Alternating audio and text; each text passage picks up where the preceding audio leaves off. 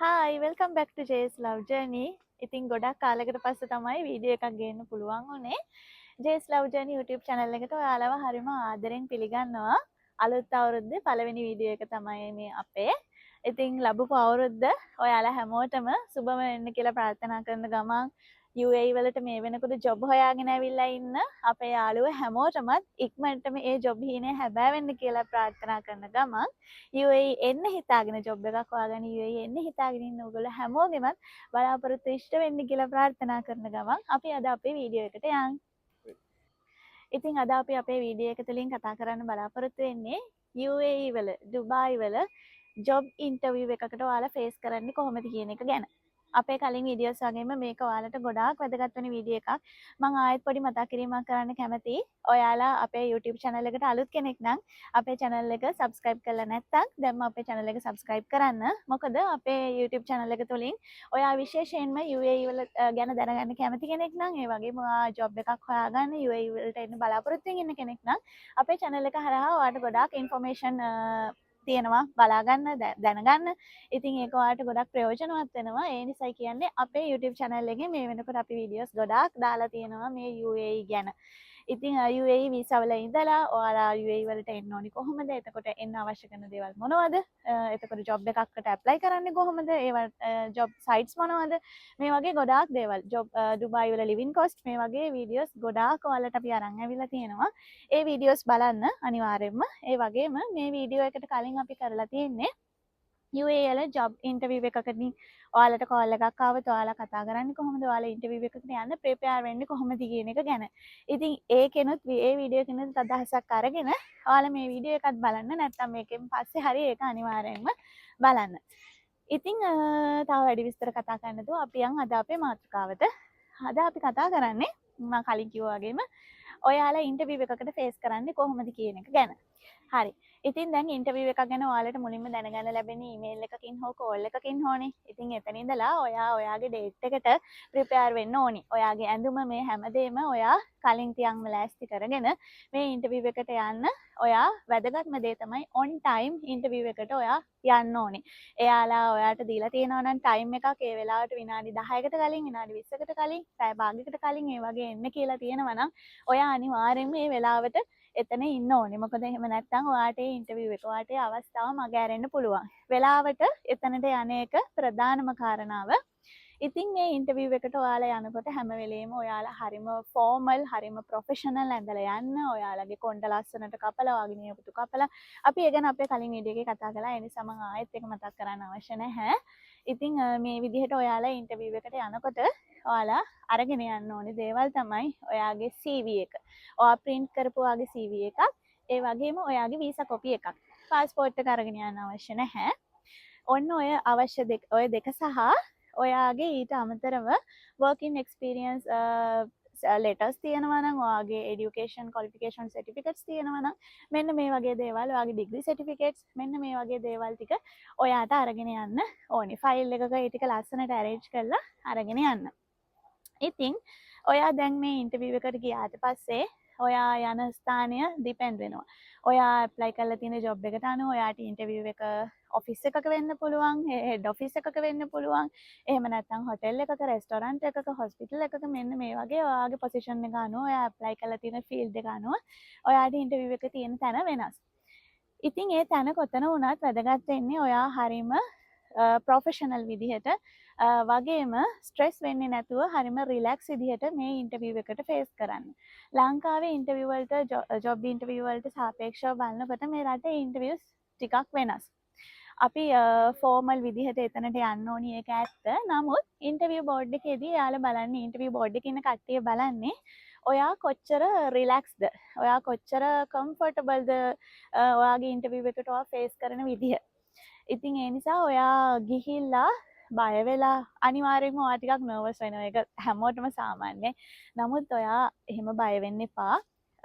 හිතට ගන්න ඔයා ඉන්ටර්විව් එකකට ගිහාම එතන ඉන්න කිසිම කෙනෙක් ඔයාව අඳුරන්නේ නැහැ. ඔයාගේ කිසිම කෙනෙක් එතන නැහැ. ඔයාව දන්න කෙනෙක් එතන නැහැ. ඔයාට සමහර විට එතනදි දෙයක් වැරදුනත් මොකද අපිට ඉන්ටර්විව් එකකට ගිහාම කතා කරන්න තියෙන භාෂාව ඉංග්‍රීසි. ඉතින් හැමෝම හොඳටම ඉංග්‍රීසි දැනගෙන යන්නේ නැහැනේ. සමහරුන්ට සාමාන්‍ය විදිහට තමයි ඉංග්‍රීසි පුළුවන්. ඉතින් එතනදි සමහර විට එයාලා අහන දෙයක් එකපාරින් ඔයාලට නොතේරෙන්න පුළුවන්. එතකොට එයාලා කියන දෙයක් ඔයාට උත්තර දී ගන්න එකපාරට බැරි වෙන්න පුළුවන්. එහෙම තැනකදී ඔයා අපහසුතාවයටපත් වෙනවා. හැබැයි ලැජ්ජ වෙන්නවත්, බය වෙන්නවත්, කලබල වෙන්නවත් එපා. ඔයාව දන්න කිසි කෙනෙක් එතන නැහැ. ඉතින් ඔයා ඉන්ටර්විව් එකට ෆේස් කරන විදිහ අනුව තමයි ඔයා තේරෙනවද නැද්ද කියන එක තීරණය වෙන්නේ. ඉතින් ඔයා බය නැතුව හරිම රිලැක්ස් එකේ උත්තර දෙන්න අහන දේවල් වලට ඔයාට එයාලා කියන දෙයක් නොතේරුණා නම් ඔයාට සෝරි කියලා සේගෙන් කියලා ඔයාට තේරුනේ නැහැයි කියලා ආයෙ අහන්න පුළුවන් කිසිම ප්‍රශ්නයක් නැහැ. ඉන්ටර්විව් එකකදී ඔයාලා ඕනමාට වැඩිය එයාලට ඔළුව නවලා ඒ කියන්නේ ගොඩාක් බය වෙලා එයාලව හරිම ඉහලින් තියලා එහෙම කතා කරන්න අවශ්‍ය නැහැ. ඊට වැඩිය ඒගොල්ලෝ බලාපොරොත්තු වෙන්නේ ඔයා හරිම රිලැක්ස් එකේ එයාලට ෆ්‍රෙන්ඩ්ලි කතා කරන්නේ. මොකද අපි ඉන්ටර්විව් එකකට ගියාම එයාලා ගොඩක් වෙලාට අපිව හරිම සිනාමස මුණින් පිළිගන්නේ. හායි ඔයාට කොහොමද එන්න ඉතින් කොහොමද අද වගේ දවස? ඒ වගේ තමයි එයාලා අහන්නේ. කියන්නේ එයාලා ඔයාව රිලැක්ස් කරනවා එතනදී. ඉතින් ඒ නිසා ඔයා එතනදී ඔයාගේ භාෂාව විතරයි ඔයාට ගැටලුවකට එන්නේ. ඔයා දන්න විදිහට ඔයා උත්තර දෙන්න. ඔයා බ්‍රෝකන් ඉංග්ලිෂ් වලින් කතා කළා කියලා ඒක එයාලට ප්‍රශ්නයක් වෙන්නේ නැහැ. මම මේ ගොඩක් වෙලාවට කියන්නේ non skill category එකේ jobs interview වලට යන අයට. මොකද skill job වලට යන අයට ගොඩක් වෙලාට එයාලට හොඳට ඉංග්‍රීසි පුළුවන්. එයාලගේ සුදුසුකම් එක්ක එයාලට රැකියාවක් ලැබෙන අවස්ථාව ඉතින් ගොඩක් වෙලාට වැඩි. එහෙම නෙමෙයි ඔයාට ලොකුවට ඉංග්‍රීසි බැරි ඔයා සාමාන්‍ය ජොබ් එකකට යනවා නම් ඔයාට කැඩි කැඩි ඉංග්‍රීසි කතා කළාට එහෙම බය වෙන්න එපා. අනේ මට ඉංග්‍රීසි බෑ, මට වැරදුනොත් බණී, මෙයාලා මාව ප්‍රතික්ෂේප කරයි, මාව ලැජ්ජ කරයි. කවදාවත් එහෙම වෙන්නේ නැහැ. ඒ නිසා ඒ ගැන බය වෙන්න එපා. ඉතින් ඔයා දැන් ඉන්ටර්විව් එකට ගියාම මුලින්ම ඔයාගෙන් කොහොමද කියලා අහනවා. ඔයා ඉන්ටර්විව් එකට ගියාම සමහර විට ඔයාව ඉන්ටර්විව් කරන්නේ එක්කෙනෙක් වෙන්න පුළුවන්. එහෙම නැත්නම් එතන පුද්ගලයෝ දෙතුන් දෙනෙක්, හතර දෙනෙක් ඉන්නවා වෙන්න පුළුවන්. කී දෙනෙක් හිටියත් බය වෙන්න එපා. ඔයා ගියාම මුලින්ම ඒ හැමෝගෙම මූණවල දිහා බලලා ඔයා යන ටයිම් එක අනුව ඔයා hi good morning good evening good afternoon ඒ වගේ කියලා ඔයා හොඳ ප්‍රසන්ට් ලුක් එක ඔයා හොඳට hina වෙලා එයාලට කතා කරලා ඔයා ඉඳගෙන ඔයාගේ ෆයිල් එක ටේබල් එක උඩින් තියන්න. තිබ්බට පස්සේ එයාලා අහනවා ඔයාට කොහොමද ඉතින් අර මං කිව්වා වගේ එහෙම අහනවා. ඊට පස්සේ සමහර ලාවට එයාලා ඔල්රෙඩි ඔයාගේ CV එක ඒගොල්ලෝ ගාව තියෙනවා. එයාලා බලලා තියෙන්නේ. හැබැයි ඔය ගිය ගමන් ඔයාගේ ડોකියුමන්ට්ස් එයාලා ඉල්ලන්නේ නැහැ. මුලින්ම ඔයත් එක්ක ටිකක් කතා කරනවා. එතකොට එයාලා මුලින්ම අහනවා ඉතින් අපිට කියන්න ඔයා ගැන කියලා. අන්න එතනදී ඔයා කරන්න එපා මේ වරද. ඔයා CV එකේ තියෙන දේවල්ම එයාලට රිපීට් කරන්න එපා. ඒ කියන්නේ මගේ නාම මගේ වයස මේක. එතකොට මම එන්නේ මෙහේ ඉඳලා මම මේ රටේ කෙනෙක්. ඒ කියන්නේ ඔයා CV එකේම ඉන්ක්ලූඩ් කරලා තියෙන දේවල් තියෙනනේ. මම මේ මෙතන වැඩ කරලා තියෙනවා මෙච්චර කාලයක්. මම මෙතන වැඩ කරලා තියෙනවා මෙච්චර කාලයක්. ඒ දේවල් ඔයා කියන්න එපා. ඔයා ගැන ඉන්ට්‍රොඩියුස් කරනකොට දැන් අපි පොඩි කාලේ myself ඉගෙනගෙන තියෙනවනේ. ඉතින් my name is එහෙම කියලා. ඒ විදිහට කියන්න එපා. ඔයාගේ නම කියන්න. නම කියලා ඉවර වෙලා කියන්න මම මෙහෙ තමයි කියන. ඔයා දුබයි වල හෝ ඔයා අබුඩාබි වල හෝ කොහේ ඔයා ඉන්න ප්‍රදේශය ගැන ඔයා කියන්න මගේ නම මේක. මම මෙහෙ තමයි ඉන්නේ. ඉතින් එතකොට මම මේ ජොබ් එකට ඇප්ලයි කළේ. මට ඒකට මේ වගේ සුදුසුකම් ටිකක් තියෙනවා. ඉතින් මම හිතනවා මේ ජොබ් එකෙන් මට තව ගොඩාක් දේවල් ඉගෙන ගන්න තියෙනවා. ඔයාට කියන්න පුළුවන් මම ඇත්තටම මේ වගේ රටකට ඇවිල්ලා ජොබ් එකක් හොයාගන්න උත්සාහ කළේ. මට මේ රටේ මේ ජොබ් එක එක්ස්පීරියන්ස් ගන්න මට ආසයි. වෙන රටවල අයත් එක්ක වැඩ කරන්න මං ආසයි. මං ගොඩක් දේවල් ඉගෙන ගන්න කැමතියි. මම මගේ රටේ ඉඳන් මෙහෙම මේ දේවල් ඉගෙනගෙන තියෙනවා. ඉතින් මං මෙහෙම අත්දැකීමක් අරගෙන ඉදිරියට යන්න මගේ ආසාව තියෙන නිසා තමයි මම මේ ජොබ් වලට ඇප්ලයි කළේ. ඉතින් මම ගොඩක් හොඳට මම self motivated, මම hard working, මට ගොඩක් හොඳට වැඩ කරන්න පුළුවන්. ඔයා මේ වගේ ස්පීච් එකක් හදා ගන්නවා ඉන්ටර්විව් එකකට යන්න කලින්. ඔයා YouTube එකට ගියත් ඔයාට සාමාන්‍යයෙන් Google එකේ search කළත් ගොඩක් වෙලාවට ඔයාට ඉන්ටර්විව් එකකට face කරන්න අවශ්‍ය කරන පොඩි ස්පීච් එකක් හදා ගන්න ගොඩාක් ඔයාට උදව් ගන්න පුළුවන් ඒවයින්. ඒ විදිහට අරගෙන ඔයා කෙටි, short and sweet, හරිම smart ඔයා ස්පීච් එකක් හදාගන්න. ඔයාගේ ඉංග්‍රීසි දැනුම අනුව මේක ඩිපෙන්ඩ් වෙනවා. ඔයා ලොකුවට ඉංග්‍රීසි බැරි කෙනෙක් නම් ඔයා බර වචන දාලා ඒව ඉගෙන ගන්න අවශ්‍ය නැහැ. මොකද ඔයා කතා කරන විදිහෙන් ඉන්ටර්විව් එකකට ගිහිල්ලා ඔයා කතා කරන විදිහෙන් එයාලට තේරෙනවා ඔයාගේ ඉංග්‍රීසි නොලෙජ් එක කොහොමද කියන එක. ඉතින් එහෙම එකේ ඔයාට ස්පීච් එක විතරක් කටපාඩම් කරගෙන ඒකට බර වචන දාලා එහෙම කතා කරන්න එපා. ඔයාගේ මට්ටමේ හැටියට ඔයා කතා කරන්න පුළුවන් වචන ටිකක් දාලා පොඩි ස්පීච් එකක් හදාගන්න. ඒක හරිම සැහැල්ලුවෙන් ඔයා එතනදී කියන්නේ එයාලට ඉදිරිපත් කරන්න. ඉතින් මෙතනදී ඔයා එයාලට පෙන්වන්න ඕනේ ඔයාට මේ ජොබ් එක ලැබුණොත් ඔයා හැමදේම ඉක්මනට ඉගෙනගෙන ඔයා මේ ආයතනය වෙනුවෙන් ගොඩක් අවංකව සේවය කරලා මේ ආයතනයේ දියුණුව වෙනුවෙන් ඔයා ඔයාගේ උපරිම කැප වෙලා මේ ජොබ් එක ඉස්සරහට කරගෙන යනවා. ඔයාට මේ ලැබුණොත් අවස්ථාවක් මගේ I will do in my best මගේ හොඳම මගේ උපරිමයෙන් මම ඔයාලගේ ආයතනයට සේවය සපයනවා කියන එක. ඒ කියන්නේ ඔයාගේ වචන වලින් එයාලව සැටිස්ෆයිඩ් වෙන්න ඕනේ. එයාලා හැපි වෙන්න ඕනේ. ඒ කියන්නේ මෙයා ඇත්තටම අපේ තැනට සුදුසු කෙනෙක්. මෙයා මේ ජොබ් එකට උනන්දුයි. මෙයා වැඩක් කරයි අපි ගත්තොත්. අන්න ඒ තැනට එන්න ඔයාගේ මේ ස්පීච් එක ඔයා එයාලට චුට්ටක් දෙන්න ඕනේ. හරි. තව දෙයක් තමයි දැන් ඔයා අපි කියලා තියෙනවානේ මුලින්ම මේ non skill jobs වලට apply කරනකොට ඔයාගේ CVs ඔයා එකක්ම target කරන්නේ නැතුව different types වලට CVs හදන්නේ කියලා. එන්න එතනදී ඔයා දැන් waiter වලට දානවා, steward වලට දානවා, එතකොට cashier වලට දානවා. මෙන්න මේ වගේ දේවල් වලට දානකොට ඔයා experience කියන දේවල් CV එකකින් CV එකට ඔයා වෙනස් කරලානේ දාන්නේ. සමහරවිට ඔයාට ලංකාවේ මේවට ඇත්තටම experience නොතියෙන්න පුළුවන්. නමුත් ඔයා ඒවා පොඩි විස්තර ටිකක් ඔයා දානවා. එතකොට ඔයා එතනදී දානවා මම මේ අවුරුද්දේ මෙතන වැඩ කරලා තියෙනවා, මෙච්චර කාලයක් මම මෙතන වැඩ කරලා තියෙනවා කියලා. ඔයා යන ජොබ් එකට අනුව ඔයා එදාට අරගෙන යන ඒ CV එක. ඔයා ඇප්ලයි කරපු CV එක. අන්න ඒකේ ඔයා දාලා තියෙනවනේ ඔයාගේ එක්ස්පීරියන්ස් ඔයා ලංකාවේ මෙන්න මේ රට මෙන්න මේ අවුරුදු වල මෙන්න මේ ආයතන වල වැඩ කළා කියලා. අන්න ඒ කාල පරතරයන් චූටි මතකයක් තියාගෙන යන්න අවුරුදු වලින්. ඒ කියන්නේ සමහර වෙලාවට එයාලා අහන අවස්ථා තියෙනවා ඔයා මෙච්චර කාලයක් මෙහෙ වැඩ කරලා තියෙනවා නේ.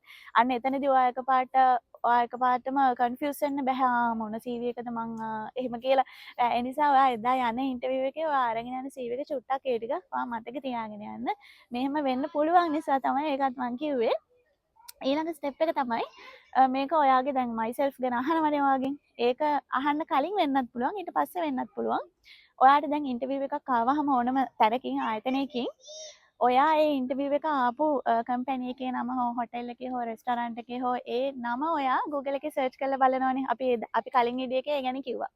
ඉතින් මේක Google එකේ සර්ච් කරලා බැලුවහම ඒ ආයතනය සම්බන්ධයෙන් සම්පූර්ණ විස්තරයක් Google එකේ ඔයාට බලා ගන්න පුළුවන්. සමහර විට ඔයා මේක කරන්න ඕනි. මොකද ඔයාට ඉන්ටර්විව් එකක් ආවහම ඔයා අනිවාර්යෙන්ම ඒක සර්ච් කරලා බලන්න. එතකොට තමයි ඔයාට දැනගන්න පුළුවන් මේක මොන වගේ තැනක්ද. එතකොට මේකේ තියෙන්නේ මොන වගේ දේවල්ද. දැන් ඔයා හිතන්නකෝ ඔයා රෙස්ටොරන්ට් එකකට යනවා කියලා ජොබ් එකකට. අන්න එතනදී මේ රෙස්ටොරන්ට් එකේ තියෙන මොන වගේ කෑමද? එතකොට ඔයා වේටර් පොසිෂන් එකට ඇප්ලයි කළා කියලා හිතන්නකෝ. එතකොට ඔයා අනිවාර්යෙන්ම දැනගන්න ඕනේ. ඔයා වේටර් කෙනෙක් කියන්නේ ඔයා කරන්නේ ඕඩර්ස් ගන්න එක කස්ටමර්ගෙන්. එතකොට ඔයා දැනගන්න ඕනේ මෙතන තියෙන කෑම වර්ග. එතකොට ඔයා බලන්න ඕනේ මොනවද මෙයාලා ගාව තියෙන කෑම. එතකොට කොහොමද මෙයාලගේ මෙතන වැඩ කෙරෙන්නේ? මොයාලගේ තත්ත්වය මොකද්ද මේ කම්පැනි එකේ? යාලගේ රිවිව් එකක් තියෙනවනේ. අන්න ඒක බලලා ඔයා පොඩි නොලෙජ් එකක් ගන්න. ඉතින් එතකොට සමහර ෂොප්ස් තියෙනවා, සමහර රෙස්ටොරන්ට්ස් තියෙනවා F&B ෆීල්ඩ් එකේ ඔයා ඕල් ඕවර් වැඩ කරන්න ඕනේ. එතකොට ඔයා එතනදී කැෂියර් කරන්න ඕනේ, ෆුඩ් ගැන බලන්න ඕනේ, මේ ක්ලීනින් කරන්න ඕනේ, මේ හැමදේම කරන්න ඕනේ. එන්නේ එතනදී එන්නේ ඒ වගේ දේවල් ගැන අනිවාර්යෙන් අදහසක් අරගෙන යන්න. මොකද ඔයා දැන් ඉන්ටර්විව් එකට ගියාට පස්සේ සමහර ආයතන වලින් එයාලා ගැන විස්තරයක් මුලින්ම කියනවා. අපේ කම්පැනි එක මෙන්න මෙහෙමයි, අපේ කම්පැනි එකේ සිද්ධ වෙන්නේ මෙන්න මේ වගේ දේවල්. අපිට මෙච්චර බ්‍රාන්ච් තියෙනවා, මෙන්න මේ වගේ නම් වලින් එහෙම ඉන්ට්‍රොඩියුස් කරනවා.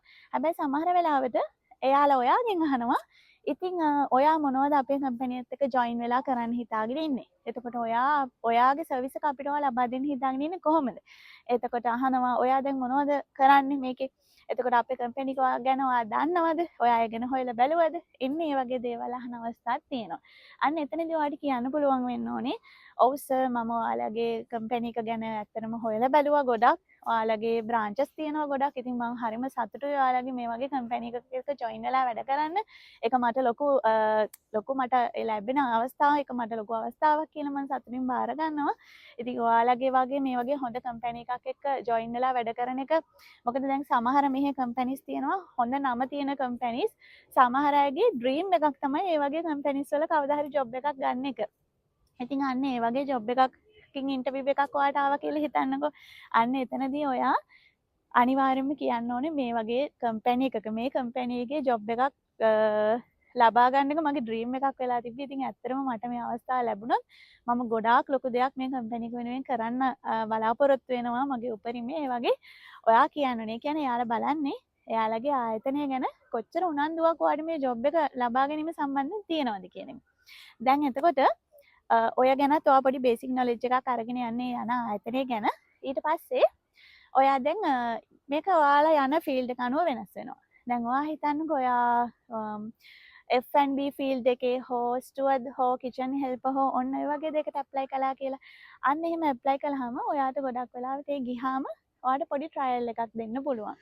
එතකොට ඊට අමතරව ඔයාගෙන් අහනවා ප්‍රශ්න. ඔයාගෙන් අහන්නේ කිචන් එක සම්බන්ධයෙන් දේවල්. එතකොට ඔයාගෙන් අහනවා කටින් බෝඩ් වල පාට අහනවා, චොපින් බෝඩ්ස් වල කලර්ස් මොනවද කියලා අහනවා. ඒ කියන්නේ අපි දන්නවා සාමාන්‍යයෙන් චිකන් මීට් වර්ග, එතකොට vegetables, fruits, cheese, dairy products අන්න ඒ වගේ දේවල් වලට පාවිච්චි කරන්නේ විවිධ වර්ණයෙන් යුතු චොපින් බෝඩ්ස්. ඉතින් මේවායේ කලර්ස් ගැන ඔයා අදහසක් ගන්න ඕනි. ඒ කියන්නේ මේවා ගොඩක් වෙලාවට ඒ ෆීල්ඩ් එකේ ඉන්ටර්විව්ස් වලින් අහන දේවල් වගේ. මොකද ඒවා හරිම ඉම්පෝටන්ට්.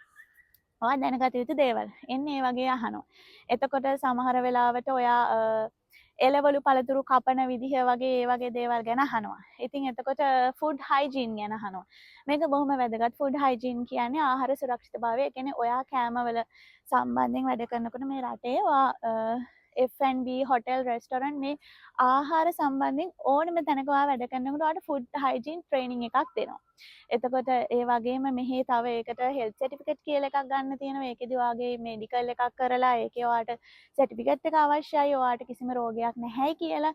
ඉතින් ඒ වගේ එක එක දේවල් මෙහි තියෙනවා. මොකද කෑම සම්බන්ධයෙන් හයිජීන් එක සම්බන්ධයෙන් මේ රටේ නීති රීති හරිම දැඩි. ඉතින් ඒ නිසා ඔයාට මේ ෆුඩ් හයිජීන් ගැන මේ දේවල් ගැන ඔයාට ඒ වගේ ෆීල්ඩ් එකක ජොබ් එකකට ගියොත් දැනගන්න පුළුවන් වෙනවා. මම මේ කියන්නේ අර අපි කිව්වනේ ඔයා ඒ වගේ සම්බන්ධ ඉන්ටර්විව් එකකට යනකොට ඔයාගේ නියපොතු ලොස්සන්ට කපලා ඔයා කොණ්ඩේ කපලා රැවුල කපලා ඒ විදිහට යන්න කියලා. අන්න ඒ හේතු නිසා තමයි. මොකද ඔයා ගිය ගමන් බලනවා මෙයාව අපේ කිචන් එකකට ගන්න පුළුවන්ද? මෙයා අපේ කිචන් එකක වැඩ කරන්න පුළුවන් පිරිසුදුකමක් තියෙන කෙනෙක්ද? අපිට ඕනම වෙලාවට කෙනෙක්ව මුලින්ම දැක්කහම තේරෙන දෙයක් තියෙනවනේ. අන්න ඒක නිසා තමයි අපි කිව්වේ ඒ විදිහට යන්න කියලා. එතකොට එයාලා අහනවා ෆුඩ් හයිජීන් ගැන ඔයා මොනවද දන්නේ? මේවා මේ ලොකු ප්‍රශ්න නෙමෙයි.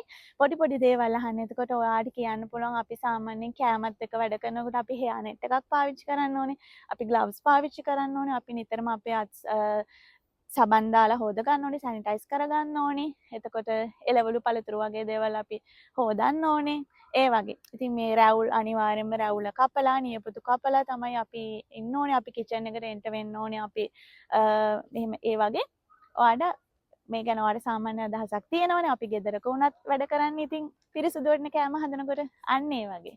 ඉතින් එතකොට දැන් ඔයා හිතන්නකෝ ඔයා වේටර්, ෆුඩ් රනර් වගේ පොසිෂන් එකකට යනවා කියලා. එහෙම ගියාම ඔයාට තියෙන්නේ මේ කස්ටමර්ට ඕඩර් එක ගන්න, කස්ටමර්ට එයාගේ ඕඩර් එක සර්ව් කරන්න, ටේබල් එක ක්ලීන් කරන්න, ඔන්න ඔය වගේ දේවල්. ඉතින් සමහරවිට ඔයා ගියාම ඔයාගෙන් ප්‍රශ්න ටිකක් අහනවා. එතකොට ඔයාට කියන්න පුළුවන් ඔයාලගේ මෙනු එක මම ටිකක් කලින් ස්ටඩි කළා. එතකොට මට මේ දේවල් ඉගෙන ගන්න හරිම ලේසි. ඒ වගේම ඔයාගෙන් අහන්න පුළුවන් කස්ටමර් කෙනෙක්ගෙන් ඔයා ඕඩර් එකක් ගන්න කොහොමද? ඔයා කොහොමද කස්ටමර් කෙනෙක්ට වෙල්කම් කරන්නේ මුලින්ම? එන්නේ මේ වගේ දේවල්. hi ma'am, hi sir, welcome එහෙම කියලා ඔයා කතා කරලා how can I help you එහෙම කියලා ඔයා අහලා ඕඩර් එක ගන්න ඕනේ. එතකොට ඔයාට කස්ටමර් කෙනෙක්ට ඔයාගේ මෙනු එකේ තියෙන දෙයක් ඇහුවාම කස්ටමර්ට ඔයාට එක්ස්ප්ලেইন කරන්න පුළුවන් වෙන්න ඕනේ.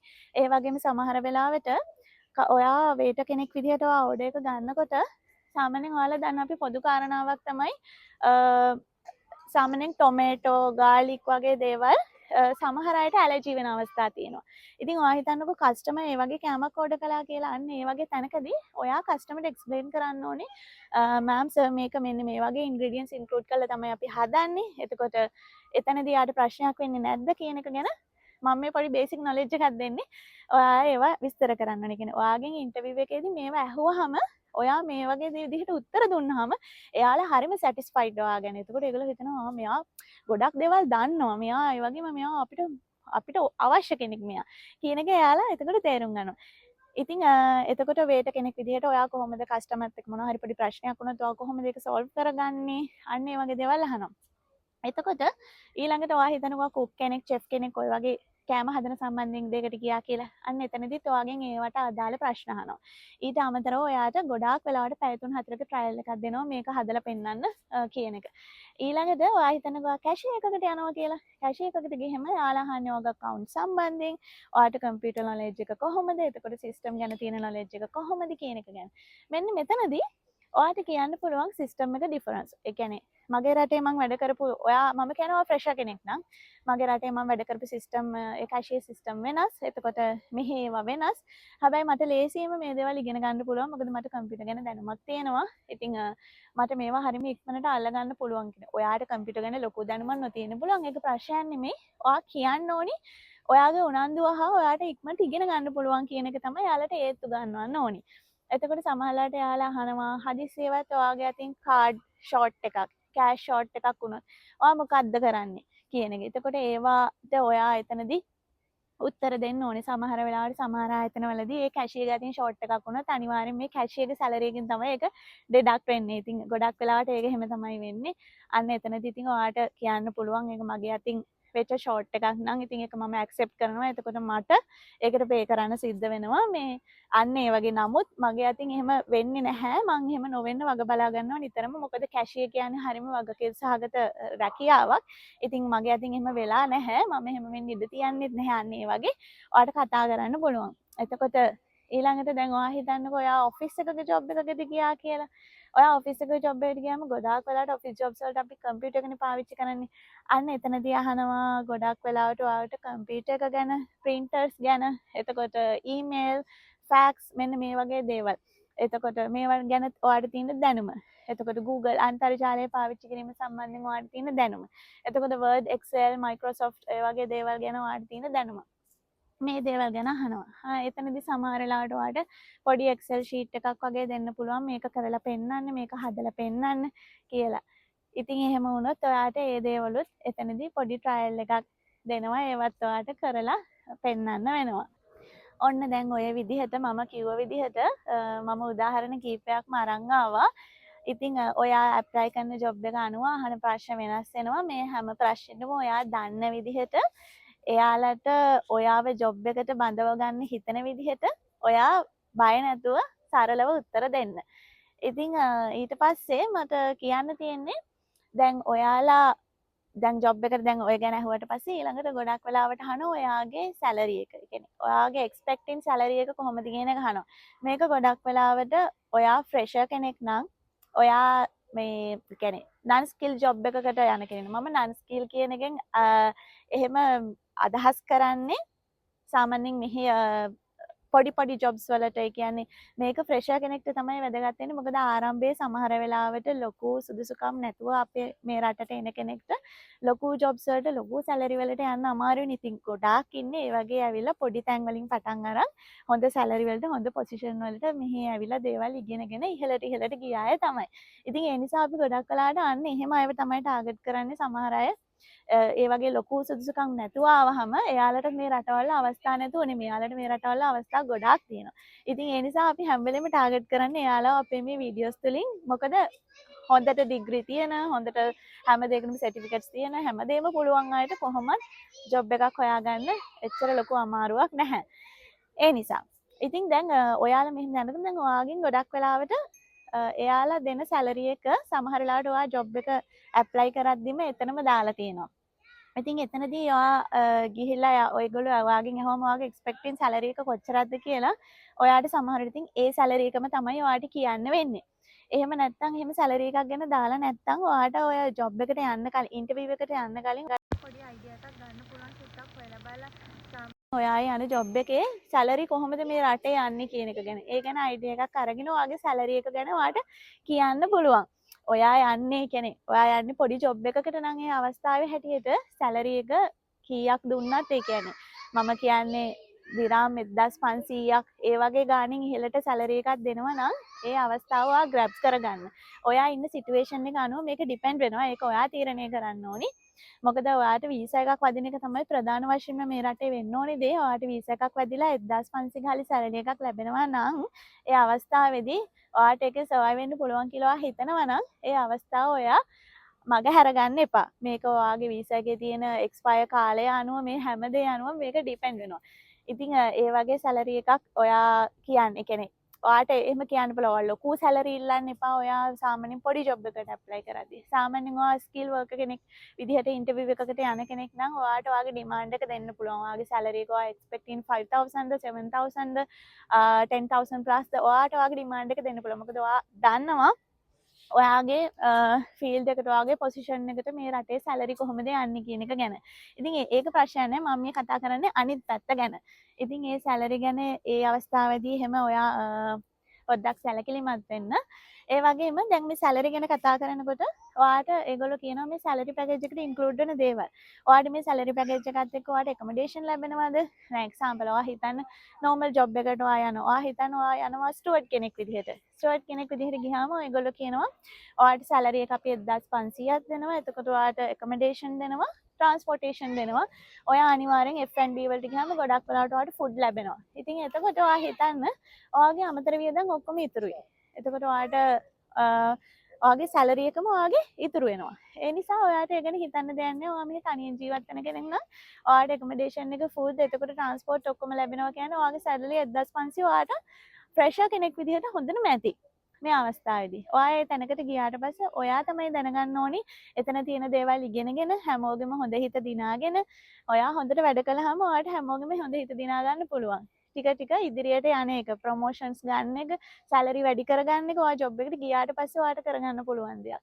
හරිද? ඉතින් ඒ නිසා මේ වගේ ඒගොල්ලෝ කියනවා සැලරි පැකේජ් එක. එහෙම නැත්නම් සමහර වෙලාවට එයාලා ඊට වැඩිය ටිකක් ලොකු සැලරි එකක් දෙනවා. 2000ක් 2500ක් ඒ වගේ. හැබැයි ඔයාට ෆුඩ් ඇකොමඩේෂන් එතකොට ට්‍රාන්ස්පෝර්ටේෂන් මේ දේවල් ලැබෙන්නේ නැහැ. ඔහොම තමයි මේ සැලරි හදලා හදන්නේ කම්පැනිස් වල. ඉතින් ඔයා ඒ ගැනත් පැහැදිලිව එතනදී අහගන්න. එයාලා ඒ කියන්නේ එයාලට ඔයාව සැටිස්ෆයිඩ් නම් එයාලා මේ ගැන වැඩි විස්තර එතනදී කතා කරන්න. හරි අපි ඔයාලට මෙච්චර සැලරි එකක් දෙනවා. එතකොට මේ දේවල් ඉන්ක්ලූඩ්. එතකොට ඔයාට වීසා එක දෙනවා. අපි මෙඩිකල් ඉන්ෂුරන්ස් එකක් දෙනවා. ප්‍රධාන වශයෙන්ම දැනගන්න ඕනි දේ තමයි ඔයාට අහන්න අයිතිය තියෙනවා ඔයාගේ ඉන්ටර්විව් එකේදී. සර් මට වීසා එතකොට සර් මගේ වීසා එක කොහොමද? මගේ වීසා එක මට ඔයාලා දෙනවද කොහොමද? අන්න ඒක අනිවාර්යෙන්ම දැනගන්න. එතකොට එයාලා කියනවා අපි ඔයාට වීසා එක දෙනවා අවුරුදු 2කට මෙහෙම මෙන්න මේක ගැන සැලරි ගැන කතා කරද්දී ඔය ගැනත් කතා කරනවා. එතකොට ඒ ගැන කතා කරන්න තියෙන විස්තර ටික තමයි ඔය මම දැන් කිව්වේ. හරි ඉතින් මේ දේවල් තමයි ඔයාට ඉන්ටර්විව් එකකදී මුහුණ දෙන්න ලැබෙන එයාලා අහන ප්‍රධානම ප්‍රශ්න. මීට අමතරව තව එක එක ප්‍රශ්න එයාලා අහනවා. ඒවා ඒ ජොබ් වල අනුව වෙනස් වෙනවා. ඉතින් මොන ප්‍රශ්නේ අහුවත් මොන ජොබ් එකකට ගියත් ඔයා රිලැක්ස් එකේ හරිම ෆ්‍රී එකේ ඔයා උත්තර දෙන්න. ඒකෙන් අදහස් කරන්නේ නිකන් අර අපි විහිළුවෙන් වගේ කතා කරන එක නිකන් ගණන් ගන්නතව කතා කරන එක නෙමෙයි. එයාලට දෙන්න ඕනි තැන දීලා ඔයා හරිම ඔයාගේ මයින්ඩ් එක රිලැක්ස් එකේ තියාගෙන හරිම කාම් ඩවුන් එකේ ඔයා කතා කරනවා. කලබල වෙන්න එපා. එහෙම වෙන්න එපා. හරිම මනස හරිම නිරවුල්ව තියාගෙන උත්තර දෙන්න. ඉතින් එතකොට දැන් සමහර වෙලාවට සැලරි ගැන ඔය හැමදේම ගැන එයාලා ඉන්ටර්විව් එකේදී කතා නොකරන්නත් ඉඩ තියෙනවා. ඕගොල්ලන්ටත් තේරෙනවා. එයාලා ඉන්ටර්විව් එකේදී ඔයා උත්තර දෙන විදිහට එයාලා දක්වන ප්‍රතිචාර මත ඔයාලට පොඩි අයිඩියා එකක් ගන්න පුළුවන් මේගොල්ලෝ මාව සිලෙක්ට් කරගනීද නැද්ද කියන එක ගැන. ඉතින් මේක කොහොම වුණත් දැන් ඔයාලට සමහර වෙලාවට සමහර ස්කිල් ජොබ් වලදී නම් එයාලා ඒ වෙලෙම උත්තරේ දෙනවා. හරි ඔයාව අපේ කම්පැනි එකට අපිට ඕනි. ඒ නිසා අපි ඔයාව සමහරලාට වීසා ප්‍රොසෙස් එක ඩොකියුමන්ට් ප්‍රොසෙස් එක ඒ වෙලෙම එයාලා ස්ටාර්ට් කරනවා. ඒතරදිම ඔයාගෙන් ඔෆර් ලෙටර් එකට සිග්නේචර් එක අරගෙන එහෙම වෙනවා. නමුත් අනිත් ජොබ් වලදී ගොඩක් වෙලාවට එයාලා ඔයාට කියන්නේ මොකද ඒ වගේ ජොබ්ස් වලට ඇප්ලයි කරන ප්‍රමාණය බොහොම වැඩි නිසා එයාලට තෝරගන්න පොඩ්ඩක් වෙලාව ඕනි. ඒ නිසා එයාලා ගොඩක් වෙලාට කියන හරි අපි ඔයාට ඉන්ෆෝම් කරන්නම්. ඒ ඉන්ෆෝමේෂන් එක ඔයාට කෝල් එකකින් එන්න පුළුවන්, ඊමේල් එකකින් එන්න පුළුවන්. ඔය දෙවිදිහටම එන්න පුළුවන්. ඉතින් ඔය විදිහට ඉන්ටර්විව් එක අවසන් කළාට පස්සේ ඔයාට කියන්න තියෙන්නේ ගොඩක් ඔයාට තෑන්ක්ස් කරන්න ඕනවා කියන්න පුළුවන්. thank you sir මට මේ ඉන්ටර්විව් එක මට මේ අවස්ථාව ලබා දුන්නට. ඉතින් මම බලාපොරොත්තු වෙනවා ඔයාලා මට අවස්ථාවක් දෙයි කියලා. මං හරිම ආසාවෙන් ඉන්නවා. ඉතින් මට අවස්ථාවක් දුන්නොත් මං මගේ උපරිම සේවය ඔයාලා වෙනුවෙන් ලබා දෙනවා. මේ අවස්ථාවට ගොඩක් ස්තුතියි. මං හරිම සතුටුයි මේ අවස්ථාව මට ඔයාලත් එක්ක මෙහෙම කතා කරන්න ලැබුණ එක. අන්න ඒ වගේ දේවල් කතා කරලා ඒ වගේ කියලා ඔයාලට තෑන්ක්ස් කරලා ගුඩ් බයි කියලා ඔයාට එතනින් පිට වෙන්න පුළුවන්. ඉතින් ඊට පස්සේ ඔයා පොඩ්ඩක් අවධානයෙන් ඉන්න ඕනේ. ඔයාගේ ඊමේල් එක චෙක් කරන්න ඕනේ. ඔයාගේ ෆෝන් එක ඔයා නිතරම අවධානයෙන් ඉන්න. ඔයාට කෝල් එකක් එන්න පුළුවන්. ඉතින් සමහර ඒවායිදී කියනවා ඉන්ටර්විව් වලදී අපි ඔයාලට සතියක් ඇතුළත පණිවිඩයක් දෙන්න. හරිද? එතකොට සමහරට ගොඩක් සමහර ඒවා තව ටයිම් ගන්න අවස්ථා තියෙනවා. ඉතින් සමහරලාට ඔයාලට එදා දවසේම පණිවිඩය ලැබෙනවා. ඉතින් ඔයා හිතන්නකෝ සතියක් ඇතුළත ඔයාලට පණිවිඩයක් දෙන්නම් කිව්වා කියලා. අන්නේ සතියක් ඇතුළත පණිවිඩයක් දෙන්නම් කිව්වොත් ඔයා ජොබ් වලට ඇප්ලයි කරන එක නවත්තන්න එපා. ඔයා ඉන්ටර්විව් ගිහිලා ආවට පස්සේ ජොබ්ස් වලට ඇප්ලයි කරන්න. මොකද මේ සතිය ඇතුළත ඔයාව සිලෙක්ට් වෙන්නත් පුළුවන් නොවෙන්නත් පුළුවන්. ඒ නිසා ඔයාට රිස්ක් එකක් ගන්න එපා. ඔයා ජොබ් වලට ඇප්ලයි කරන එක එක දිගටම කරන්න. ඔයා සතියකින් සිලෙක්ට් කරගෙන ඔයාට ඔෆර් ලෙටර් එක ආවොත් ඔයාට ඒ ජොබ් එක තියෙනවා. හැබැයි ඒක නැති වුණොත් ඔයාට ඇප්ලයි කරපුවා වෙනුත් ඔයාට chance එකක් එන්න පුළුවන්. අන්න ඒ නිසා. ඉතින් ඔයාට ගොඩක් වෙලාවට ඔයාව සිලෙක්ට් කරගත්තාම ඔයාගේ මේල් එකට ඔෆර් ලෙටර් එකක් එනවා. සමහර වෙලාවට ඔයාට කෝල් කරලා කියනවා අපි ඔයාව සිලෙක්ට් කරගත්තා. අපි දැන් ඔයාට මේල් එකට ඔෆර් ලෙටර් එක දානවා කියලා. ඉතින් අන්න එතනදී ඔයාට ඔෆර් ලෙටර් එක ඊමේල් එකට ආවට පස්සේ ඔයා මේ ඔෆර් ලෙටර් එක හොඳට කියවන්න. කලබල වෙන්න එපා. ඔයාට ඒක සයින් කරලා යවන්න ඒ වෙලේ හදිස්සි නැහැ. ඔයා මේ ඔෆර් ලෙටර් එක හොඳට කියවන්න. සමහර වෙලාවට ඒකේ තියෙන හැමදේම ඉංග්‍රීසි බර වචන ඔයාට නොතේරෙන්න පුළුවන්. ඉතින් ඒ ගැන ඔයා බය වෙන්න එපා.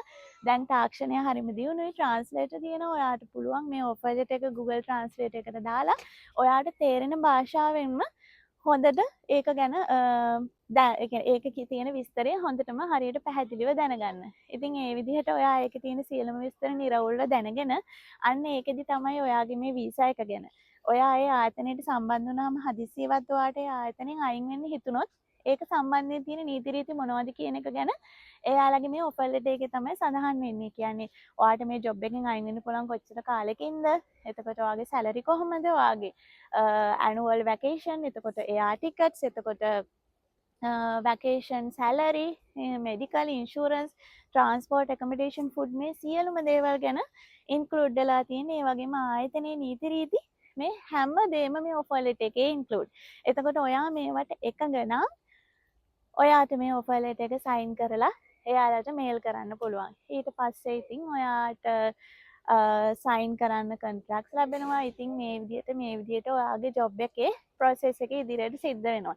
ජොබ් ප්‍රොසෙස් එක සිද්ධ වෙන්නේ ඔයාගේ වීසා ප්‍රොසෙස් එක සිද්ධ වෙන්නේ කොහොමද කියන එක ගැනත් අපි ඉස්සරහට වීඩියෝ එකක් අරන් එන්නම්. ඉතින් ඉන්ටර්විව් එකකට ෆේස් කරන ඔයාට බේසික් නොලෙජ් එකක් අපේ මේ වීඩියෝ එක හරහා ලැබුණා කියලා හිතනවා.